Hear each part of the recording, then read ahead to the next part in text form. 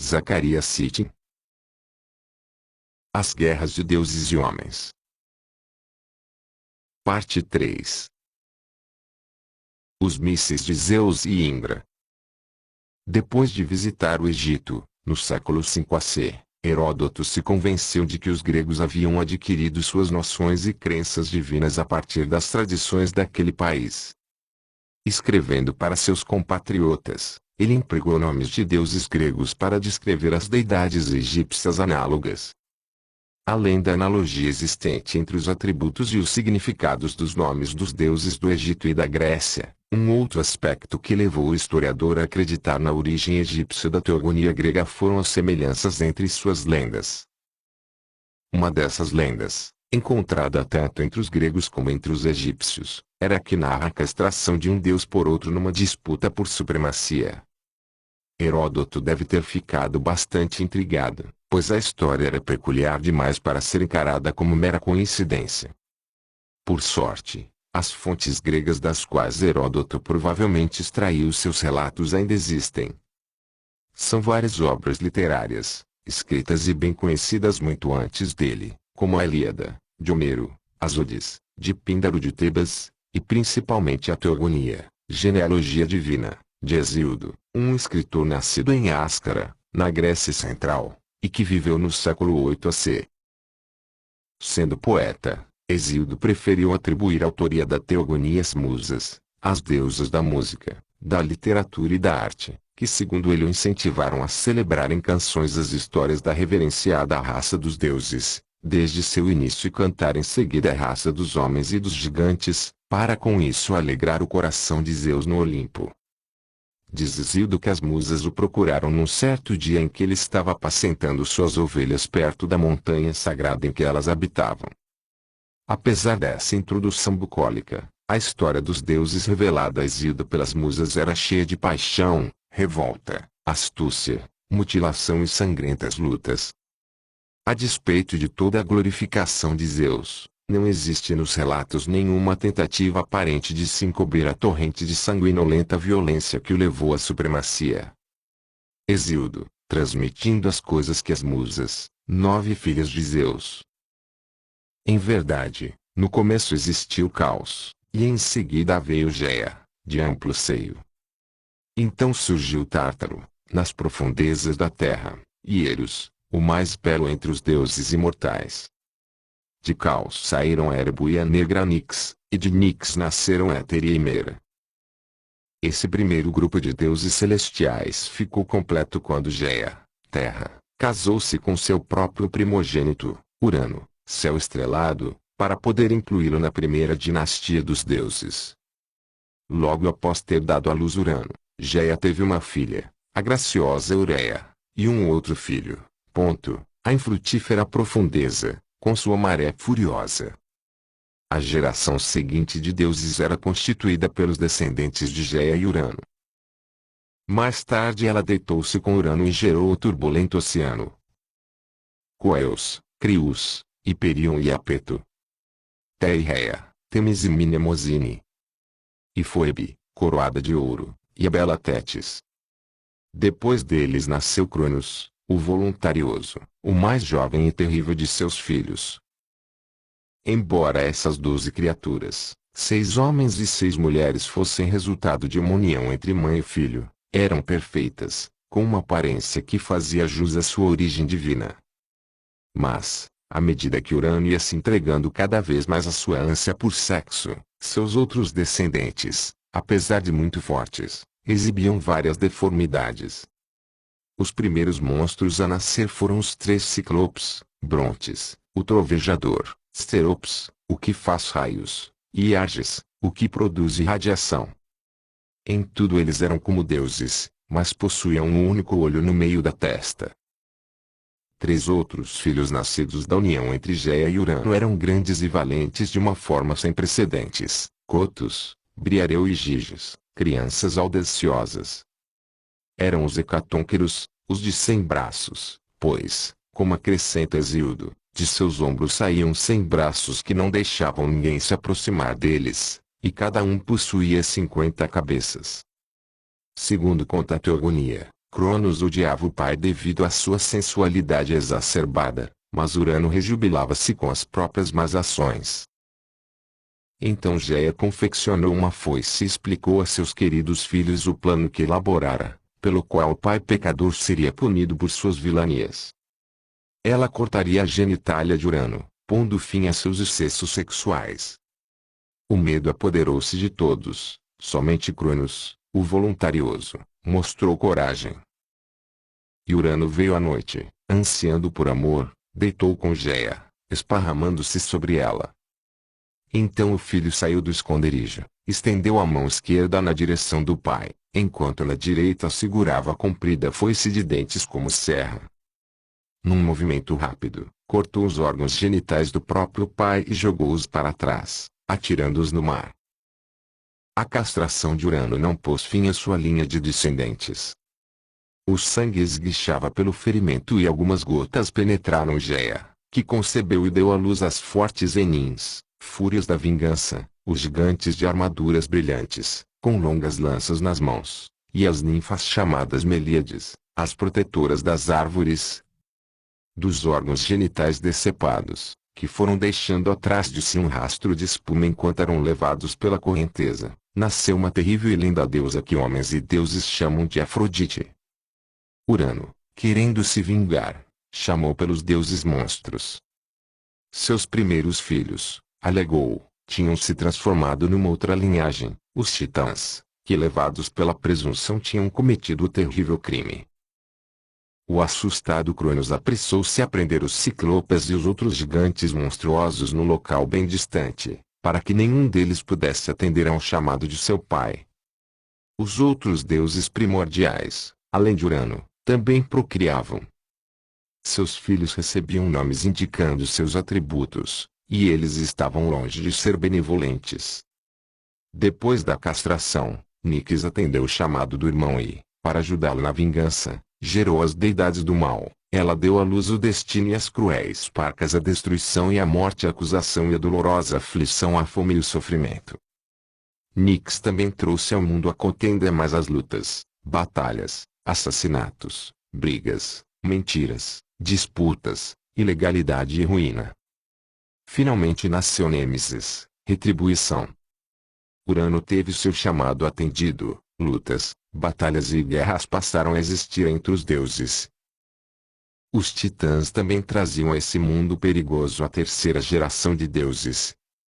Temerosos da retribuição, mantinham-se muito unidos, e 5 dos irmãos casaram-se com 5 das irmãs. Desses casais divinos, o mais importante era aquele formado por Rhea e Cronos, porque este, devido à sua audácia, assumira a liderança dos titãs.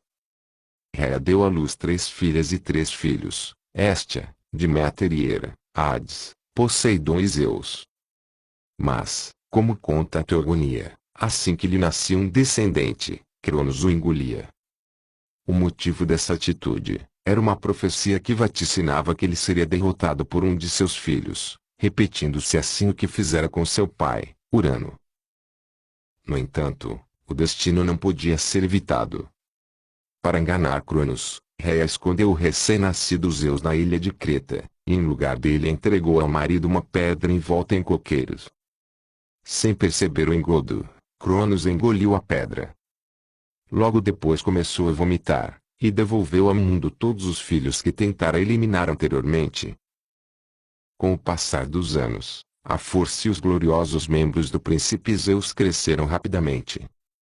Por algum tempo, sendo um neto digno do lascivo Urano, o jovem Zeus só pensou em aventuras amorosas, envolvendo-se com uma variedade de belas deusas, muitas vezes entrando em lutas com seus parceiros. Contudo, acabou chegando a hora de ele voltar sua atenção para os negócios de Estado. Havia 10 anos os titãs mais velhos, habitantes do Monte Otires, viviam em constante disputa com os mais jovens, aqueles que Rhea, a de longos cabelos, gerarem resultado de sua união com Cronos e que moravam no Monte Olimpo. Se essa guerra era uma simples culminância de deterioração das relações entre colônias de deuses rivais, se uma explosão de ciúme entre deuses e deusas infiéis e amorais ou uma primeira etapa da perene rebelião dos jovens contra o antigo sistema, A teogonia não nos esclarece. Mas as lendas e as peças de teatro gregas sugerem que tudo isso, em seu conjunto, criou uma prolongada e obstinada disputa entre os deuses mais velhos e os mais jovens. Zeus viu nesse conflito a oportunidade de conquistar a supremacia sobre os deuses e, consciente ou inconscientemente, fez cumprir o destino de Cronos, ser derrotado pelo próprio filho. O primeiro ato de Zeus foi libertar os irmãos de seu pai, os filhos de Urano. Ouvi-me, ó brilhantes filhos de Géia e Urano, para que eu possa dizer o que meu coração pede. Faz muito tempo que nós, os nascidos de Cronos, e os titãs lutamos diariamente uns com os outros, para obtermos a vitória e prevalecermos. Quereis agora mostrar vossa grande força e poder e enfrentar os titãs nessa amarga contenda? Cotos, um dos que possuíam 100 braços, respondeu, divino, falas bem o que sabemos por causa de tuas tramas voltamos da escuridão, nos libertamos de cruéis grilhões. E agora, com firme propósito e numa decisão conjunta, aumentaremos teu poder nessa guerra terrível e lutaremos contra os titãs em duras batalhas. Assim, todos os que nasceram de Cronos, junto com os temidos poderosos de inigualável força que Zeus devolverá à luz todos, machos e fêmeas, atiçaram a odiosa batalha. Os titãs mais velhos ansiosamente arranjaram suas fileiras para enfrentar os olímpicos. A guerra envolveu toda a terra e também os céus. O mar ilimitado rugia, a terra explodia. Os céus estremeciam e gemiam. O alto Olimpo balançou em suas bases sob a carga dos deuses imortais. O trovejar dos pés dos deuses e o aterrador ataque de seus duros mísseis criaram um terremoto que atingiu até o Tártaro. Um verso que nos fez lembrar o texto da profecia dos manuscritos do Mar Morto. A teogonia fala dos gritos de guerra dos deuses em batalha. Eles lançaram seus atrozes raios uns contra os outros. O clamor dos gritos dos dois exércitos chegou ao céu estrelado enquanto eles se enfrentavam com grande furor. Zeus entrara na luta com todo o seu poderio, usando ao máximo as armas divinas que possuía. Dos céus, pelo outro lado do Monte Olimpo, ele desceu, atirando seus raios. As faíscas voavam espessa e rapidamente de suas mãos. Trovões e raios juntos, rodopiando como uma chama aterradora. A terra fértil incendiou-se e vastas florestas estalaram com o calor. O solo fervia também a água doce dos rios e o salgado mar. Então Zeus lançou uma pedra do trovão contra o monte Otires. Pelo que lemos no texto da teogonia, entendemos que houve nada mais nada menos do que uma explosão atômica. O vapor quente lambeu os titãs nascidos de Géia, chamas incalculáveis ergueram-se para o mais alto ar. O fulgor flamejante da pedra do trovão, suas faíscas cegaram olhos, tão fortes eram. Um calor terrível envolveu o caos. Era como se a terra e o amplo céu acima tivessem se juntado. Houve um estrondo violento, como se a terra tivesse sido atirada à sua ruína. Esse enorme estrondo aconteceu enquanto os deuses estavam engalfinhados em luta. Além do ruído apavorante, da explosão e do tremendo calor, o lançamento da pedra do trovão também deu origem a uma violenta tempestade de vento. Os ventos também foram trazidos e chegaram rugindo, terremoto e tempestades de areia, trovões e raios. Quando os dois lados viram e ouviram os efeitos da pedra do trovão do grande Zeus, houve um período de terríveis lutas, grandes feitos foram realizados, mas a batalha começou a amainar. A guerra estava terminando porque os deuses tinham superado os titãs em armamentos. Não saciados com a guerra, os três ciclopes caíram sobre os titãs, derrotando-os com seus mísseis portáteis.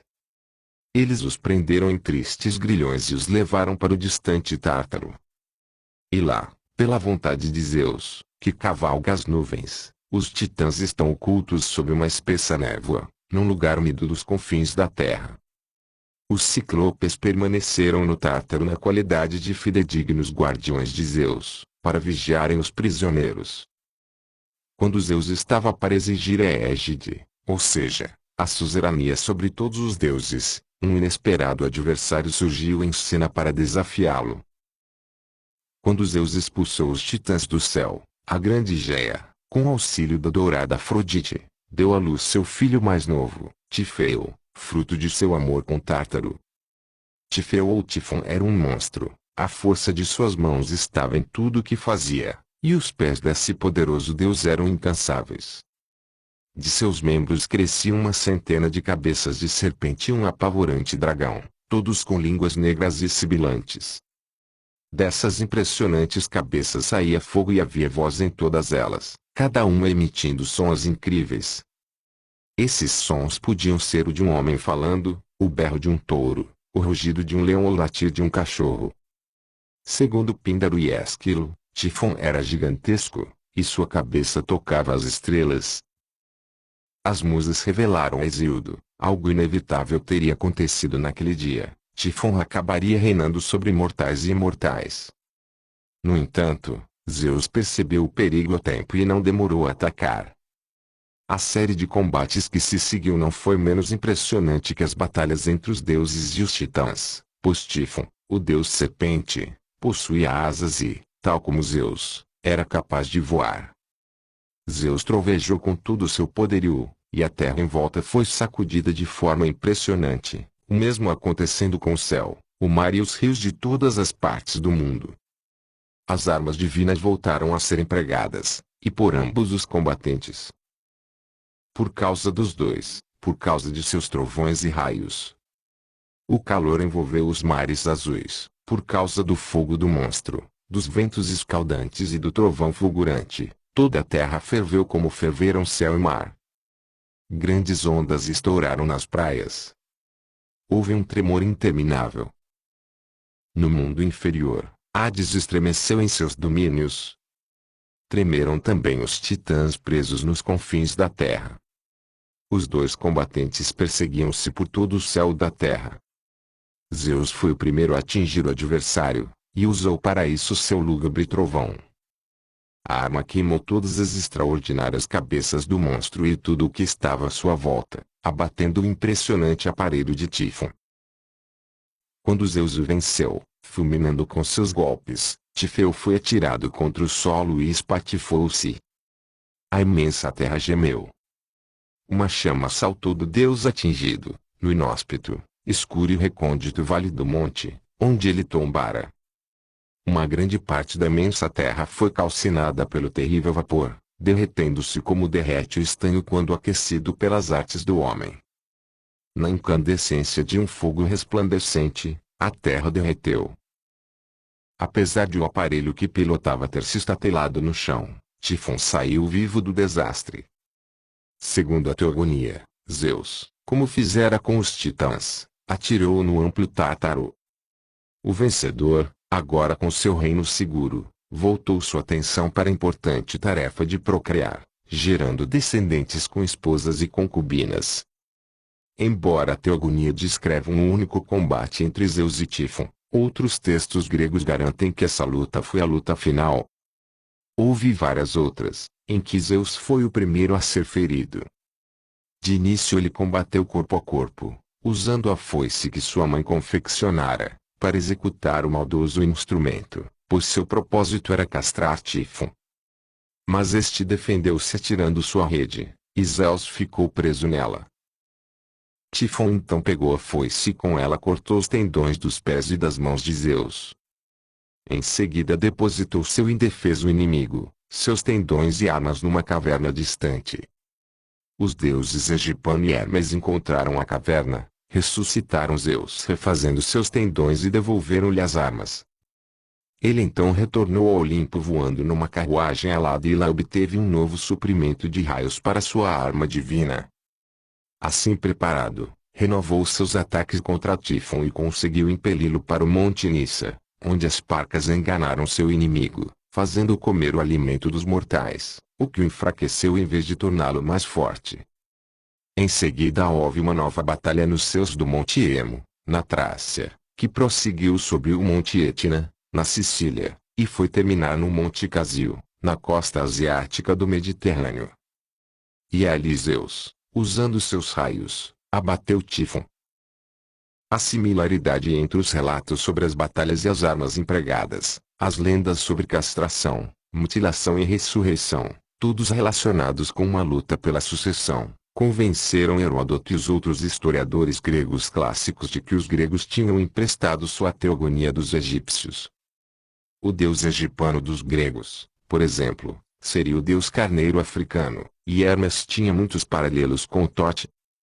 A própria teogonia conta que, quando Zeus partiu à procura da bela mortal Alcmene com a intenção de gerar o herói Heracles, ele se esgueirou do Olimpo à noite, sem ser notado, e foi para o país de Tifaônia, descendo no alto de Figion, a montanha da Esfinge. A propósito, a letal Esfinge, que destruiu os Cadimeus, os antigos, mencionada nas lendas sobre Hera, a consorte oficial de Zeus, também estava ligada a Tifon e seus domínios. Além disso, o escritor Apolodoro contou que, quando Tifon começou a crescer, atingindo um tamanho gigantesco, os deuses apressaram-se a ir ao Egito para conhecer o impressionante monstro. A maioria dos eruditos afirma que o Monte Casio, cena da última batalha entre Zeus e Tifon, ficava localizado perto da foz do rio Orontes, na atual Síria. Mas como Otesfer mostrou no importante estudo, na antiguidade existia um outro monte com esse nome, um promontório no Lago Salgado Sebônico, que avançava da península do Sinai para o Mediterrâneo. Ele sugere que esse seria o local mencionado nas lendas. Mais uma vez, só nos resta confiar nas informações que Heródoto recebeu no Egito. Descrevendo a rota terrestre entre a Fenícia e o Egito, passando pela Filistéia, ele escreveu que as terras asiáticas estendem-se até o Lago Sebônico, perto do local onde o Monte Casio avança para o mar. O Egito começa no Lago Sebônico, onde, segundo a lenda, Tifon foi se esconder. Novamente as lendas gregas e egípcias se cruzam, dando a península do Sinai como a cena da batalha final. Apesar das inúmeras conexões encontradas pelos gregos entre seus deuses e os egípcios, foi num local muito distante desses dois países, a Índia, que os eruditos europeus descobriram paralelos ainda mais impressionantes entre as duas teogonias. No final do século XVIII, quando o sânscrito, a língua da antiga Índia, começou a ser compreendido pelos estudiosos, a Europa passou a se encantar com traduções de textos que até então lhe eram desconhecidos. De início, o estudo da literatura, da filosofia e da mitologia sânscritas foi um campo dominado pelos britânicos.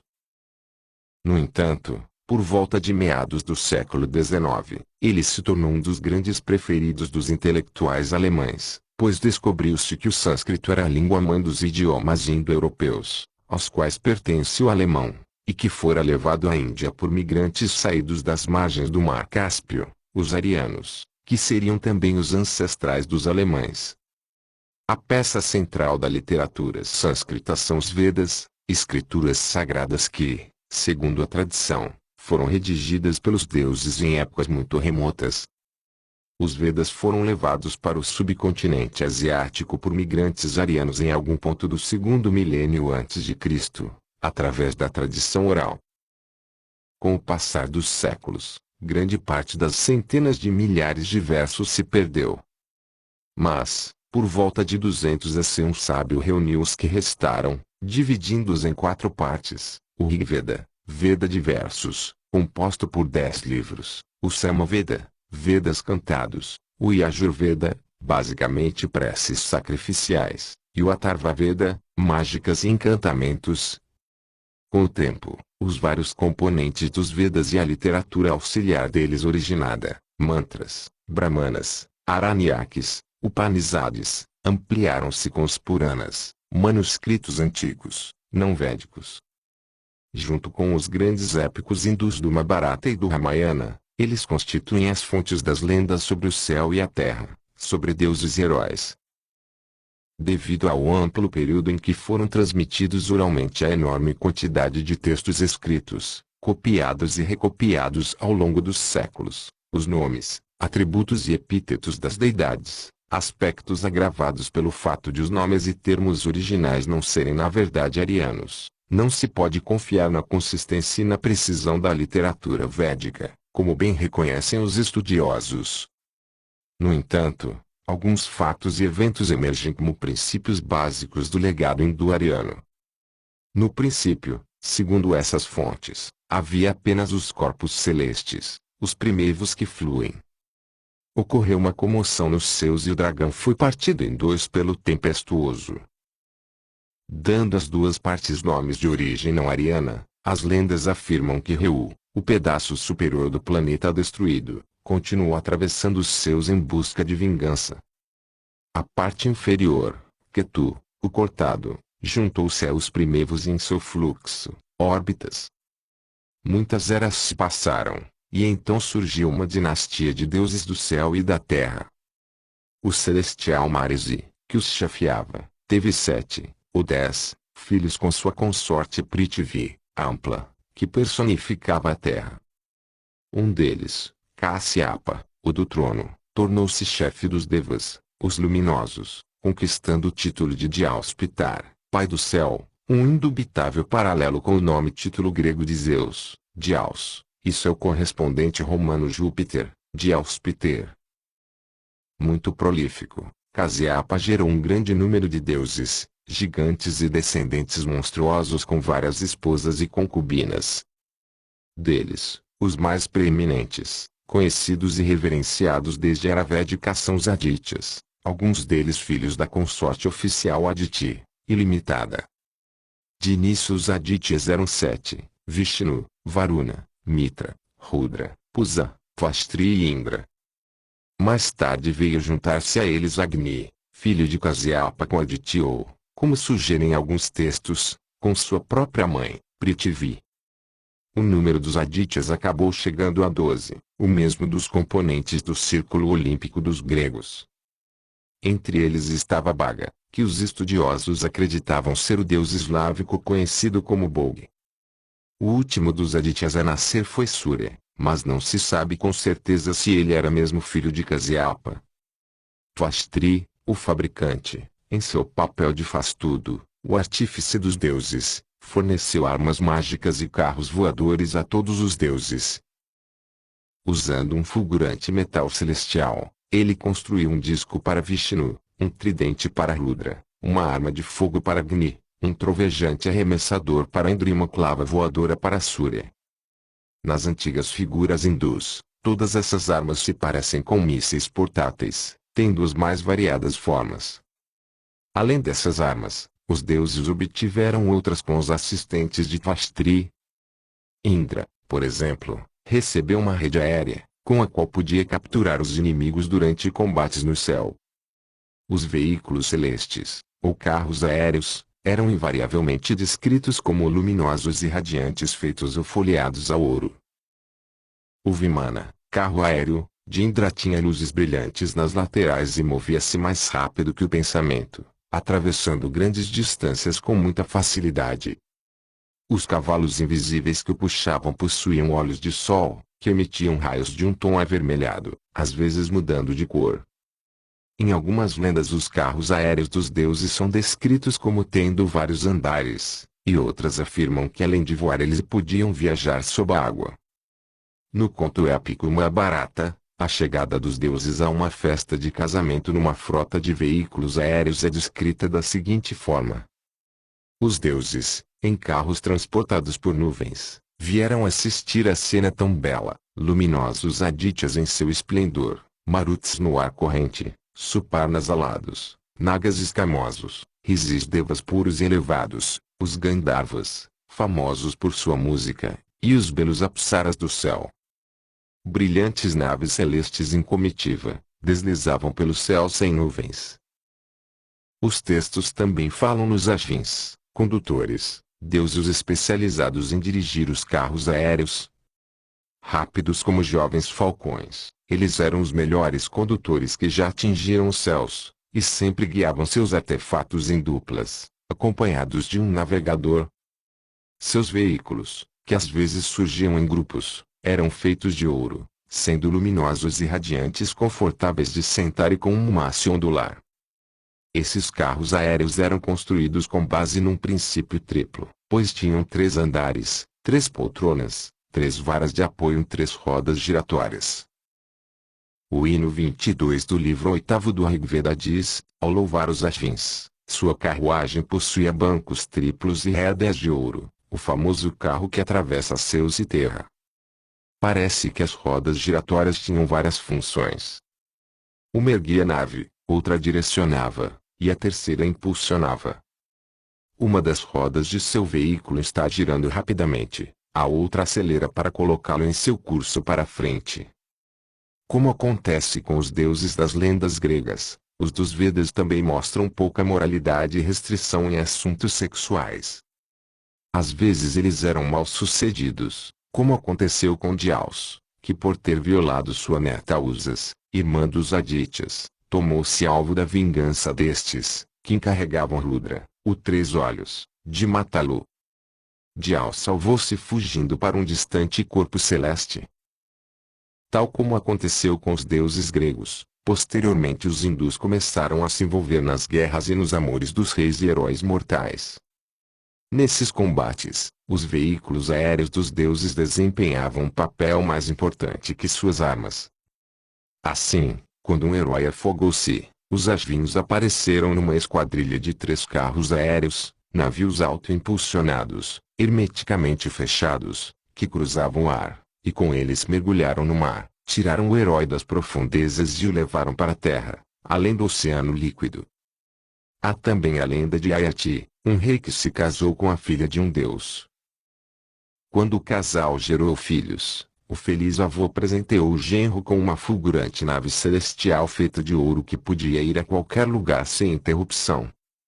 Sem perder tempo, o rei subiu no carro e, com ele, sendo imbatível em batalha, conquistou a terra inteira em 6 noites. Como na Ilíada, as tradições hindus também falam de guerras de homens e deuses e por causa de belas heroínas. A mais conhecida dessas lendas é o Ramayana, o longo épico de Rama, o príncipe cuja encantadora esposa foi raptada pelo rei de Lanka, a ilha de Ceilão. Entre os que apareceram para ajudar Rama estava Hanuman, o deus com cara de macaco que se envolveu em combates aéreos com o alado Garuda, um dos monstruosos filhos de Kasyapa. Em outra ocasião, Sukra, um deus maculado pela imoralidade, raptou Tara, a bela esposa do condutor de Indra. Rudra e outros deuses apareceram para ajudar o marido ofendido. Houve então, por causa de Tara, uma terrível batalha em que tombaram deuses e monstros. Apesar de seu impressionante armamento, os deuses levaram a pior e tiveram de procurar refúgio com a deidade principal. Foi preciso o avô dos deuses vir à terra para pôr fim à guerra, devolvendo Tara ao marido. Quando a mulher deu à luz um filho, cuja beleza superava a dos celestiais, os deuses, desconfiados, exigiram saber quem era o verdadeiro pai do menino, o marido legítimo ou deus raptor. Tara então anunciou que o bebê era filho de Soma, a imortalidade celestial, e lhe deu o nome de Bildá. No entanto, esse envolvimento dos deuses nos assuntos dos homens foi algo que só aconteceu depois de muito tempo. Em épocas mais primitivas, eles guerreavam entre si por causas mais importantes, como a supremacia, o governo da terra e a administração de seus recursos naturais. Devido à grande quantidade de filhos de Kasyapa com uma série de esposas e concubinas, mais os descendentes dos outros deuses, o conflito era inevitável. O domínio dos Adityas irritava especialmente os Asuras, deuses mais velhos, gerados por Kasyapa com outras mulheres antes de os Adityas nascerem. Tendo nomes não arianos, com clara origem no Oriente Médio, lembrando as divindades supremas da Assíria, da Babilônia e do Egito, Assur, Azar, Osíris, esses Asuras acabaram assumindo, nas tradições hindus, o papel de deuses malignos ou demônios. A inveja, rivalidade e outros motivos para atrito acabaram resultando em guerra quando a terra, que de início produzia alimentos sem necessidade de cultivo, foi assolada por uma escassez geral, que trouxe a fome. Os deuses sustentavam sua imortalidade bebendo soma, uma ambrósia que era trazida da morada celestial e ingerida misturada ao leite. O gado que eles criavam também lhes fornecia carne para os sacrifícios ou os assados que tanto apreciavam. Com escassez, as dificuldades começaram a surgir. O Satapatha Brahmana descreve os eventos que se seguiram. Os deuses e os asuras, nascidos do pai dos deuses e homens, combateram pela superioridade. Os deuses venceram os asuras, mas, mais tarde, estes voltaram para perturbá-los.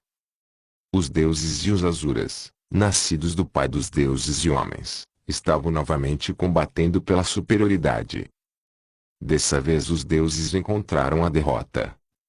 Os asuras pensaram: a nós, sem dúvida, pertence este mundo.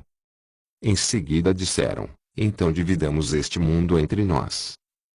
Feito isso, nele subsistiremos. Consequentemente, começaram a dividir o mundo do Ocidente ao Oriente. Ao tomarem conhecimento do que estava acontecendo, os Adityas foram pedir aos irmãos que lhes dessem parte dos recursos da terra. Quando ouviram isso, os deuses disseram: os asuras estão mesmo dividindo esta terra. Venham, vamos até onde eles estão fazendo a partilha, pois o que será de nós se não conseguirmos nossa parte da terra? Colocando Vishnu à frente, eles foram até os asuras. Arrogantes, os asuras ofereceram aos Adityas apenas a porção da terra que pudesse ser coberta pelo corpo de Vishnu quando ele estivesse deitado. Mas os deuses empregaram um estratagema. Puseram Vishnu num recinto fechado que podia andar em 3 direções, e assim conseguiram recuperar 3 das 4 regiões da terra. Os asuras, frustrados, iniciaram um ataque a partir do sul. Os deuses perguntaram a Agni como poderiam vencê-las para sempre. Agni sugeriu uma manobra em formato de pinça: darei a volta pelo norte, e vocês avançarão sobre eles daqui. Quando os fecharmos, os arrasaremos. Segundo está registrado no Satapatha Brahmana, depois de vencerem os asuras, os deuses estavam ansiosos, preocupados em como poderiam reabastecer-se para seus sacrifícios. Muitos trechos dos textos antigos que relatam essa batalha falam da recaptura do gado e da volta do fornecimento do soma. Essa guerra ocorreu em terra, no ar e no fundo do mar. Os asuras, segundo o Mahabharata, construíram fortalezas de metal no céu, de onde atacavam as 3 regiões da terra. Seus aliados podiam ficar invisíveis e usavam armas também invisíveis. Alguns deles atacavam de uma cidade submarina que tinham capturado dos deuses. Quem mais se distinguiu nessa guerra foi Indra, tempestade, que destruiu 99 fortalezas terrestres dos asuras, matando um grande número de seus seguidores. Nos combates aéreos ele usou um carro voador para lutar com os inimigos que se escondiam em fortalezas de nuvens. Os hinos do Rigveda citam grupos de deuses e deidades individuais derrotadas por Indra. Matas contém raios Sazil. Longe do assoalho do céu, em todas as direções, os antigos, sem ritos, fugiam para a destruição. Os Daziel queimaste dos céus.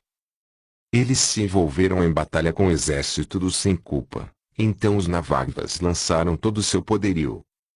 Como emasculados em combate com homens, eles fugiram tomando trilhas íngremes, escapando da presença de Indra. Indra invadiu as fortalezas de Elipse e com seus chifres cortou Sushina em pedaços. Mataste teu inimigo com teu trovão. A arma de Indra, feroz, abateu-se sobre os inimigos, e com seu agudo estampido ele fez suas cidades em pedaços. Intrépido, vais de luta em luta, destruindo castelo após castelo com tua força. Tu, Indra, com teu amigo que faz o inimigo se curvar, afastas para longe os astuciosos Namushi. Levaste à morte Karanja, Parnaya. Destruíste as 100 cidades de Vangrida. Os cumes do altíssimo céu sacudiste quando sozinho, ousaste exterminar Sambara. Depois de vencer os inimigos, tanto em batalhas como em combates individuais, fazendo-os fugirem para a destruição, Indra voltou sua atenção para a libertação do gado dos deuses. Os demônios o haviam escondido no interior de uma montanha, onde ficavam guardados por Vala, o que seca. Auxiliado pelos Angirases, deuses jovens que podiam emitir chamas divinas, Indra irrompeu no esconderijo e soltou os animais. Alguns estudiosos afirmam que o objetivo de Indra era libertar ou recuperar um raio divino, e não o gado, pois a palavra sânscrita gu serve para designar as duas coisas. No início dessas guerras, os Aditya designaram Agri, a ágil, para ser o Atri, ou seja, o chefe das operações. Com o passar do tempo, alguns textos sugerem que o conflito durou mais de 1000 anos. Vishnu, o ativo, assumiu o cargo. No entanto, com o fim das hostilidades, Indra, que tanto se distinguira nas batalhas, exigiu a supremacia. Tal como na teogonia dos gregos, um de seus primeiros atos foi matar o próprio pai. O Rigveda, livro 4, 18,12, pergunta ao jovem deus, Indra, quem fez de tua mãe uma viúva? A resposta vem também em forma de pergunta, que Deus estava presente na refrega quando mataste teu pai, agarrando-o pelo pé. Para castigar Indra pelo seu nefando crime, os deuses proibiram-no de beber o soma, pondo em perigo sua imortalidade, e ascenderam aos céus deixando o irmão com o gado que recuperara. Mas Indra foi atrás deles com a arma do trovão erguida. Temerosos, os deuses gritaram, não atire, e concordaram em deixá-lo compartilhar dos alimentos divinos. Indra conquistou a liderança, mas houve quem o desafiasse. O contestador foi Tvashtri, que em alguns hinos é chamado primogênito, o que pode explicar por que ele se achava no direito de reivindicar a posição. Rapidamente Indra exterminou com a arma trovão, a mesma que ganhara de presente dele. A luta, contudo, foi retomada por Vritra, o obstrutor, que alguns textos dizem ser o primogênito de Tvashtri, mas vários eruditos o veem como um monstro artificial, pois em pouco tempo ele atingiu um tamanho imenso. Nos primeiros combates Indra levou a pior e fugiu para um canto distante da terra. Todos os deuses o abandonaram, exceto os Maruts, um grupo de 21 condutores que pilotavam os carros voadores mais ligeiros, que rugem como o vento e fazem sacudir as rochas das montanhas quando sobem.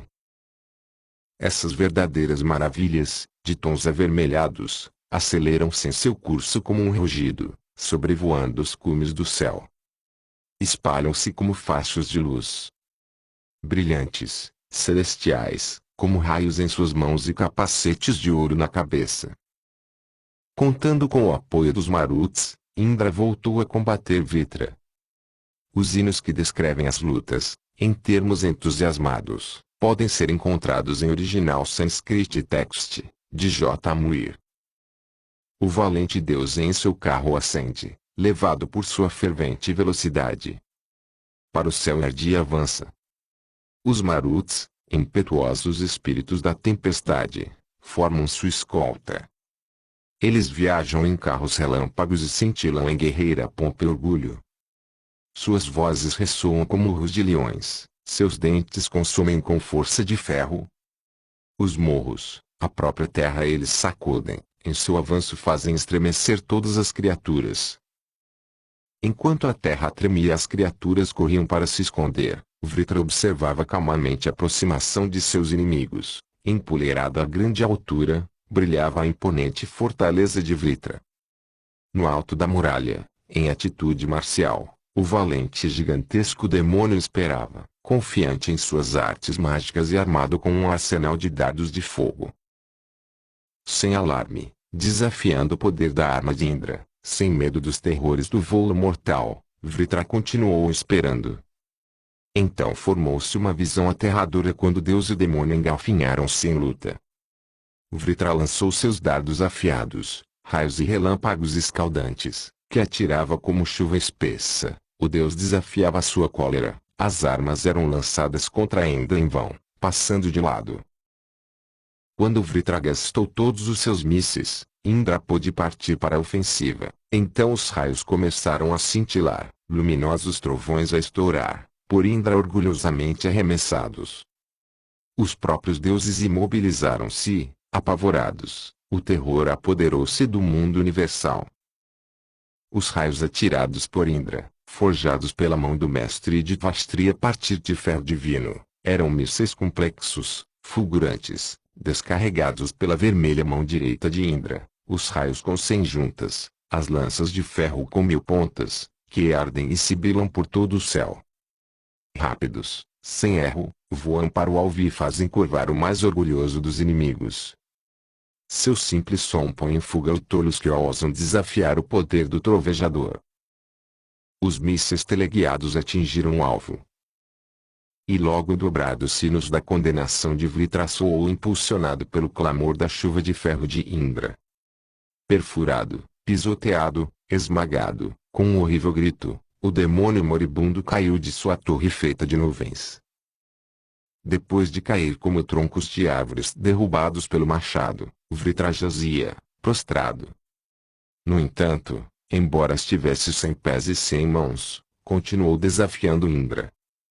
Este então desferiu o golpe de misericórdia, e exterminou atirando um raio entre os seus ombros. Indra venceu, mas o destino não quis que os frutos da vitória fossem apenas dele. Quando reivindicava o trono de Kasyapa, seu pai, surgiram dúvidas sobre sua verdadeira origem. Todos sabiam que sua mãe o escondera da cólera de Kasyapa por ocasião de seu nascimento. Por que isso? Existiria um fundo de verdade nos boatos que afirmavam que seu próprio irmão mais velho Vastri era seu verdadeiro pai. Os Vedas não erguem totalmente o véu do mistério. No entanto, contam que Indra, apesar de ser um grande deus, não governou sozinho. Ele teve de dividir seus poderes com Agni e Surya, seus irmãos, exatamente como Zeus teve de repartir os domínios com Hades e Poseidon. Continua na parte 4.